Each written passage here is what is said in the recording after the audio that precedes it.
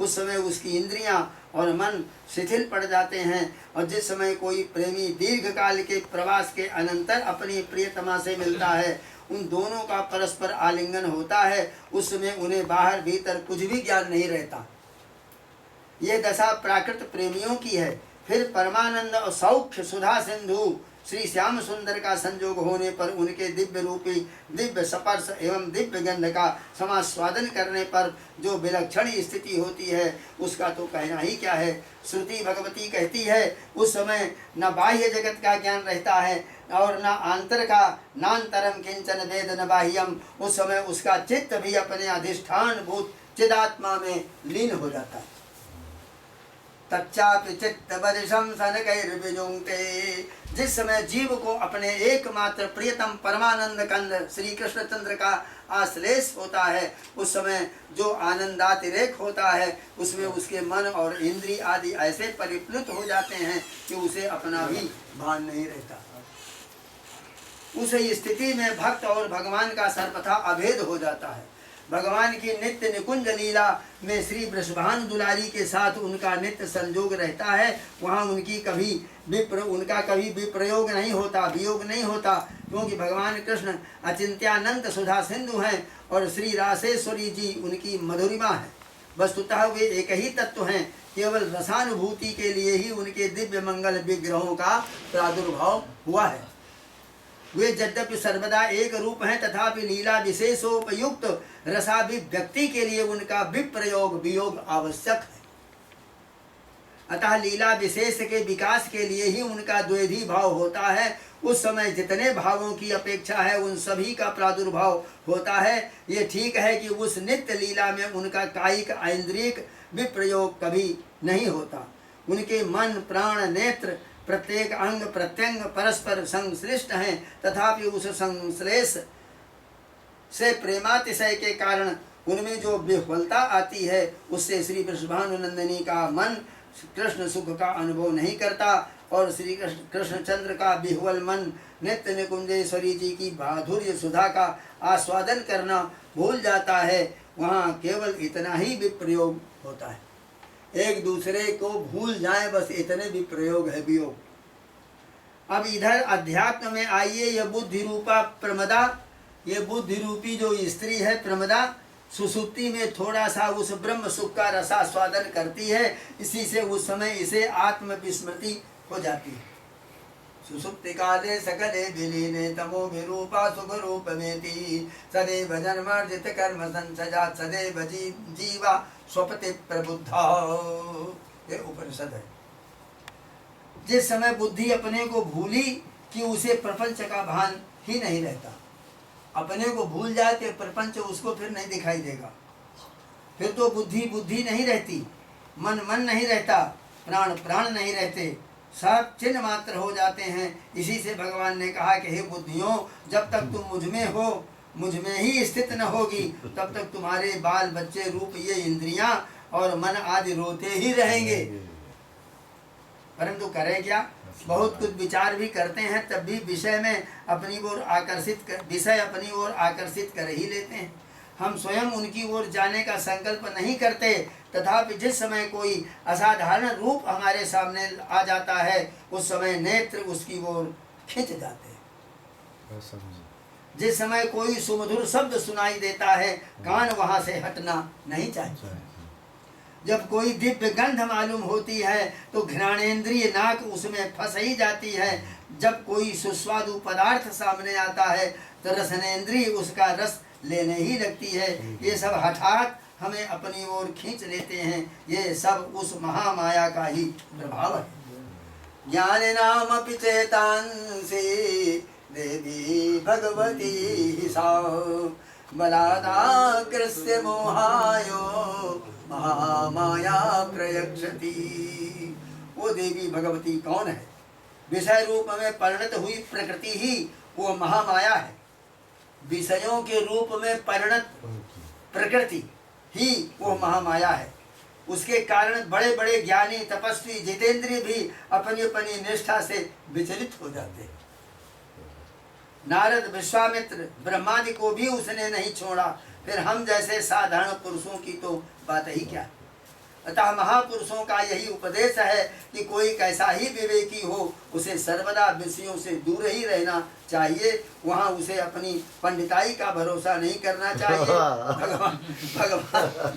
भगवान शंकराचार्य जी कहते हैं, आरूढ़ योगोपि निपात्यते धः संगेन योगी किमुताल्प सिद्धि। विषयों के रहते हुए बाल बच्चे तो रोते ही रहेंगे। यदि तुम इनका रोना बंद करना चाहते हो तो तुम अपने पति देव अचिंत्यानंद सुधा सिंधु पर ब्रह्म का चिंतन करो। उसमें निश्चल हो जाने पर विषयों की सत्ता ही नहीं रहेगी। इस प्रकार जब विषय ही नहीं रहेंगे तो रोएंगे किसके लिए? वास्तव में तो इंद्रिय और इंद्रिय वृत्ति पर ब्रह्म की ही ओर जाना चाहती है, विषयों की ओर जाना इसे अभीष्ट नहीं है। परंतु करे क्या? विषय रूपी चुंबक इसे बलात् अपनी ओर खींच लेता है। बलादाकृष्य मोहायो महामाया प्रेक्षति। इसी से बृहदारण्यक उपनिषद में इंद्रियों को ग्रह बतलाया है और विषयों को अतिग्रह। इंद्रियां और मन प्राणी को इसी प्रकार ग्रहण किए हुए जैसे ही है, अर्थात भूत उन ग्रहों से ग्रहित होकर ये जीव रोता चिल्लाता है। ये ग्रहों से छूटने के लिए उसे श्री कृष्ण रूपी ग्रह की शरण लेनी चाहिए। जिस समय यह कृष्ण ग्रह ग्रहित आत्मा हो जाएगा, कृष्ण रूपी ग्रह से ग्रहित आत्मा हो जाएगा, उस समय वे क्षुद्र ग्रह इसका कुछ भी नहीं बिगाड़ सकेंगे। किंतु विषय अतिग्रह है, आत्मा पर मन रूपी ग्रह चढ़ा हुआ है। आत्मा के ऊपर मन रूपी ग्रह चढ़ा हुआ है, उस पर इंद्रिय रूपी 10 भूत सवार हैं और उसके कैसा हो गया दृष्टिकोण है, मन के ऊपर आत्मा पर मन रूपी ग्रह चढ़ा है और उस मन रूपी ग्रह के ऊपर ये 10 जो इंद्रियां हैं ये भूत हैं, ये 10 उसके ऊपर सवार हैं। उन पर भी विषय रूपी विकट भूत लगे हुए हैं। अतिग्रहों से ग्रहित होने पर भला इंद्रियों को आत्मा की ओर कैसे प्रवृत्ति हो सकती? फिर आत्मज्ञान की तरफ हमारी प्रवृत्ति कैसे हो? इतने बंधन इसके पहले हैं। इन ग्रहों से निपटारा हो तब हम उस ओर जा सकते हैं।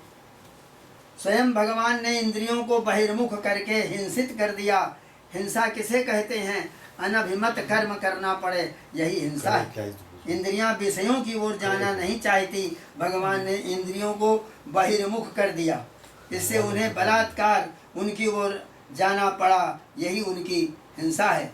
आवत देख ही विषय बयारी तब ही दैत कपाट उघारी, ये इनका विषय, यही उनकी हिंसा है। अतः भगवान कहते हैं कि हे बुद्धियों, हे इंद्रिय रूपी बालक विषयों की ओर जाने से रो रहे हैं। ये इंद्रिय रूपी बालक तुम्हारे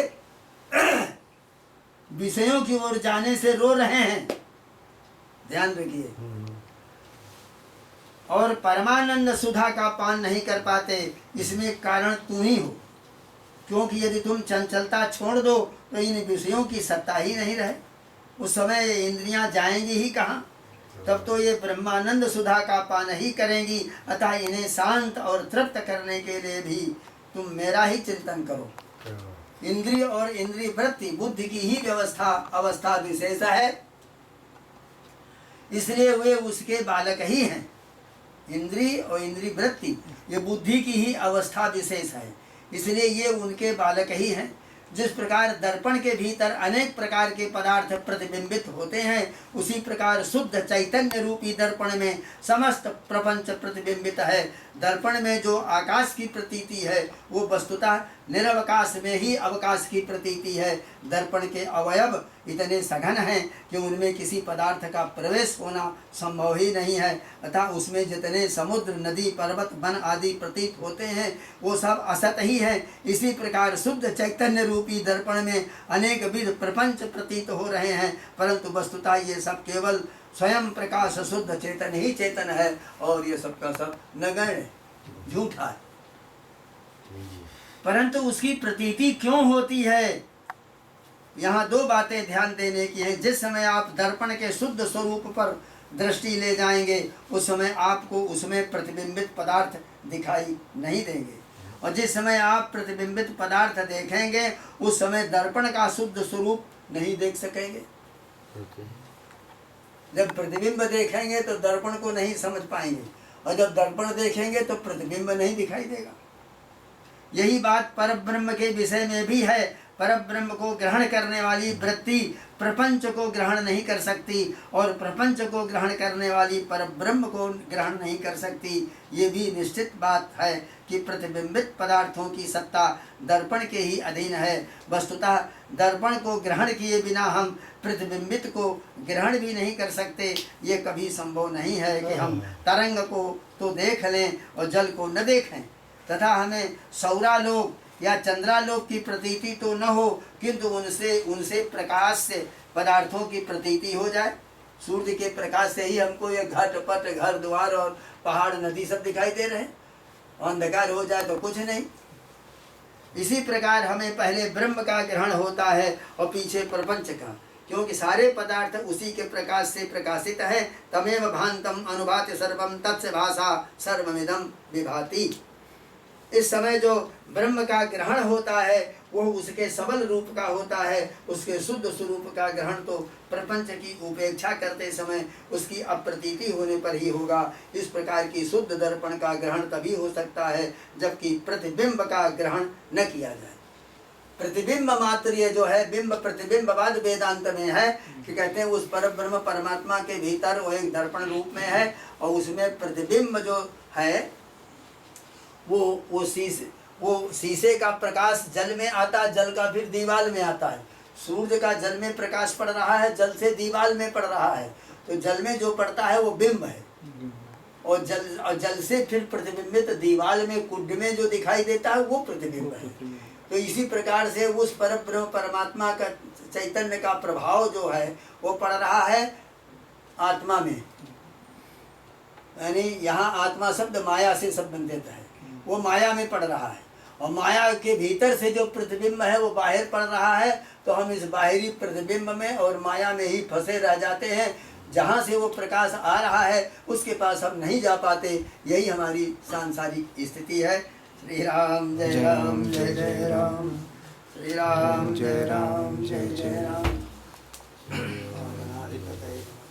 कैसा विषय आज का? बहुत सुंदर, बहुत सुंदर, बहुत अच्छा लगा।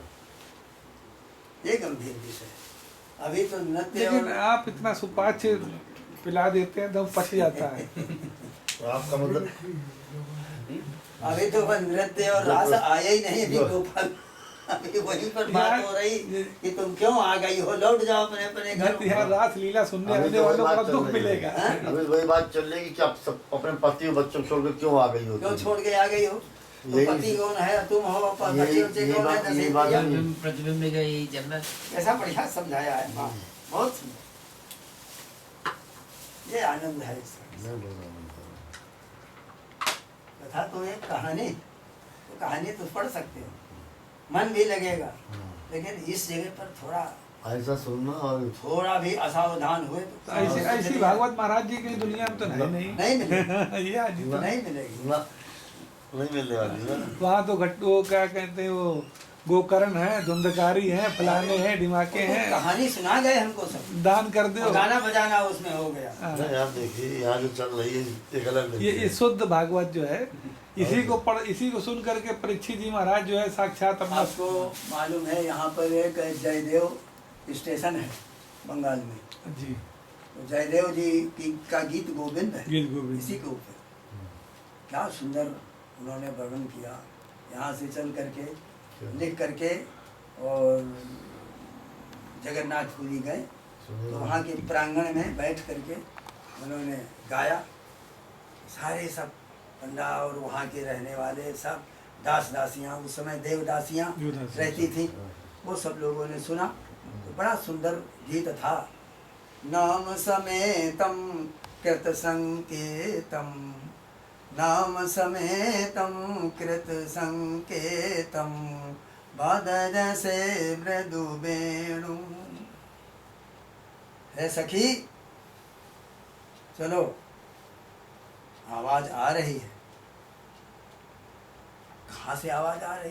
तुमको मालूम नहीं, हम ही को तुमको तो बुला रहे हैं। देखो, नाम समेतम कृत संकेतम बदज से मृदु वेणु धीर समीरे यमुना तीरे बसती बने बनमाली गोपी पीन पयोधर मर्दनो चंचित कर जुगसाली धीर समीरे जमुना तीरे। तो चल सखी कुंजम सती मेरी कुंजम। अरे आ गई हो यहाँ तक, और आगे चलो। देखो ये कुंज दिखाई दे रहा हो, कितना अंधेरा है। अंधेरे में अपने प्रियतम से मिलने में क्या आनंद है, स्वाद है। चलो, चल सखी कुंजम सती मेरी पुंजम बदज से मृदु वेणु धीर समीरे जमुना तीरे बसती बने बनमानी। तब इतना कहने के बाद उनको एक ध्यान आ गया पपीहे का।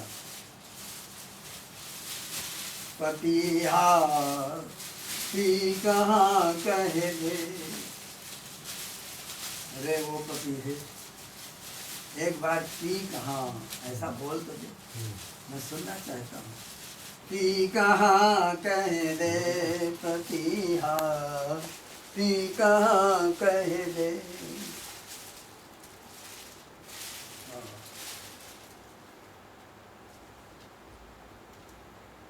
ललित लवंग लता परिशीलन ललित लवंग, लवंगी झोड़ी होती है, बड़ा सुगंध, छोटा छोटा पुष्प होता है, बड़ा सुगंधित होता है, पीला पीला। तो ललित लवंग लता परिशीलन कोमल मलय समीरे मधुकर निकर करम्बित कोकिल कुजित कुंज कुटीरे। चल सखी कुंजम सती मेरी पुंजम बदजते मृदु वेणु धीर समीरे जमुना तीरे बसती बने बनमाली। तो इतना कहते कहते महाराज जयदेव जी बेहोश हो गए। एक मालिन की लड़की, नौजवान 22-24 की रही होगी, तो वो वही धीरे समीरे जमुना तीरे याद कर लिया और वो गाती ही घर गई। रात में क्या देखती रही, और सवेरे उसको जाना पड़ता था फूल तोड़ने। वहाँ की व्यवस्था 360 बगीचे, 360 दिन, एक दिन में एक माली, एक परिवार, 360 परिवार वहाँ पर पलित पोषित हो रहे हैं, और एक दिन में एक ही माली केवल फूल देगा, बस साल भर ऐसे खाता रहेगा परिवार सहित। ये वहाँ की व्यवस्था थी। तो वो गई कुंज में, फूल तोड़ रही है, वही कह रही है मधुकर निकर करम्बित कोकिल पूजित कुंज कुटीरे ललित लवंग लता परिशीलन ललित लवंग लता परिशीलन कोमल मलय समीरे। तो उसके गुनगुनाने में भगवान जगन्नाथ जी मंदिर छोड़ करके वहाँ भाग गए। पुजारियों ने मंदिर खोला तो मूर्ति है ही नहीं, जगन्नाथ बलिभद्र सुभद्रा पता ही नहीं, भगवान कहाँ चले गए। बड़ा कोलाहल हो गया, और वो वहाँ किसी जगह उसकी साड़ी फंस गई भगवान की, भगवान के ऊपर पड़ा हुआ पीताम्बर गुलाब के उसमें फंस गया। तो उसी जगह वो मूर्ति खड़ी है, और वो बूढ़ी लड़की जो है आगे गुनगुनाती हुई गा रही थी, वो भी बेहोश पड़ी है। तो यहाँ कोलाहल हो गया, राजा को खबर हुई कि मंदिर नहीं, पुजारियों के ऊपर बस शासन आ गया कि मार डाले जाएंगे। बड़ा कोलाहल हो गया। रात में भगवान ने स्वप्न दिया राजा को कि हम वहाँ बैठे पड़े हुए हैं समुद्र के किनारे वाले बगीचे में, और वहाँ पर वो मालिन ने गीत गोविंद जयदेव जी के गीत को सुनाया था। हम उससे बहुत मोहित हैं। वो कोई भी गीत कहीं गा दे, मैं वहाँ अवश्य पहुँच जाता हूँ। तो मैं वहाँ आ गया, हमको वहाँ से उठा लाओ। दूसरे दिन 3 दिन के बाद वो मूर्ति वहाँ मिली, वहाँ से उठ करके यहाँ आई। और फिर भी उनका एक पीताम्बर उसी गुलाब के पेड़ में फंसा रह गया। कहे नहीं मानते हो, देखो अभी अभी दुपट्टा वहीं पड़ा हुआ है। ललित लवंग लता परिशीलन, कोमल मलय समीरे। कोमल मलय समीर, समीर का जो मलय है सुगंधी, मधुकर भंवरा, उनके झुंड के झुंड जहाँ निकल करके आ रहे हैं। मधुकर निकर करम्बित कोकिल, और वो भी तू कहाँ, वो भी बोल रही है। और उसी बीच में वो बोल देता है, पपीहा पी कहाँ कह ले। क्या बात है।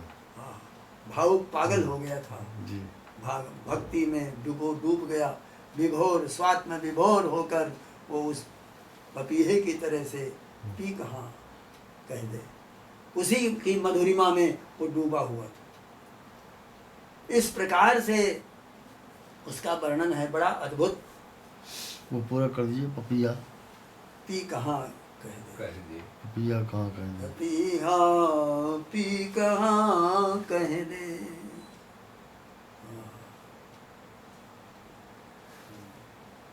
आगे उठ नहीं रहा, कर निकालेंगे। देखो गीत गोविंद जयदेव जी ने बहुत सुंदर लिखा है। शुरुआत किया है उन्होंने मत्स्यावतार से।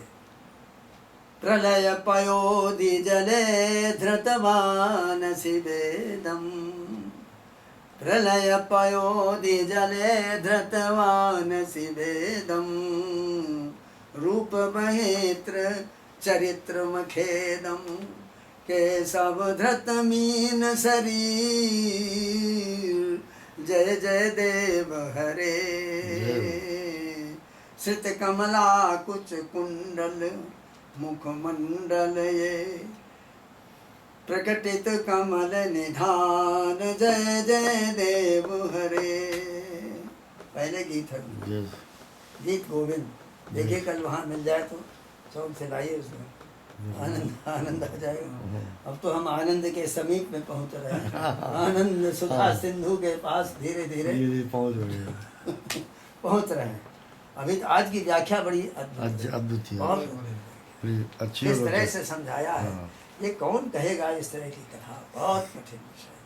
तो दैवी प्रेरणा भगवान नहीं कहला दें, अपने हमारे बस का कुछ।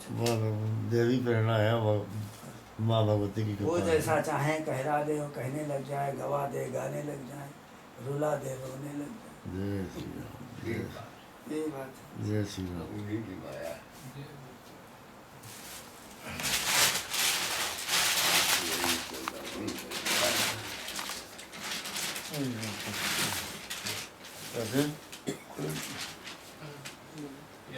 उस दिन के लिए बड़ा वाला लगवा दिया जाए तो ठीक है। क्या नहीं पूजा में उस दिन पूरा, हाँ सब पूरा खींचेगा। बड़ा छोटा कोई मतलब थोड़ी है, पकड़े रहना पड़ेगा पूरा कोई दिक्कत। ये नहीं, स्टैंड लगा नहीं, एक आदमी ले लेगा, ये खींच लेगा।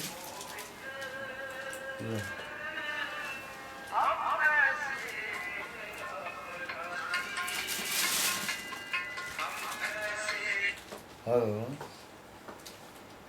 हाँ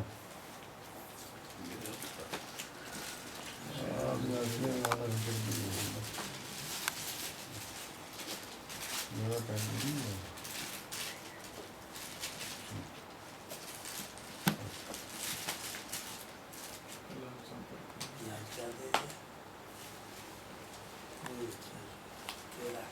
हाँ?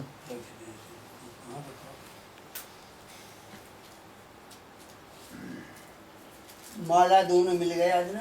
हाँ माला मिल गया। चलो पहुंच रहे हैं धीरे धीरे उस सरिता के किनारे। उस लीजिएगा तो एकदम हाँ? माला करते हैं। जोड़ लीजिए। नहीं माला वो ढूंढे नहीं मिली। नहीं कोई पैसा भी रख दीजिए। और इसमें पैसे रख दिया पैसे था रख कि? रहा है, ये देखे ना? ये हाँ पैसे रखा हुआ है। ये इस तरफ दिए थे। एक ये हो ये गई उसके होंगे से यंत्र के। 400 की ये है, 250 की है, 4 2 650। ना सर, हाँ जी, ना सर। अच्छा 9।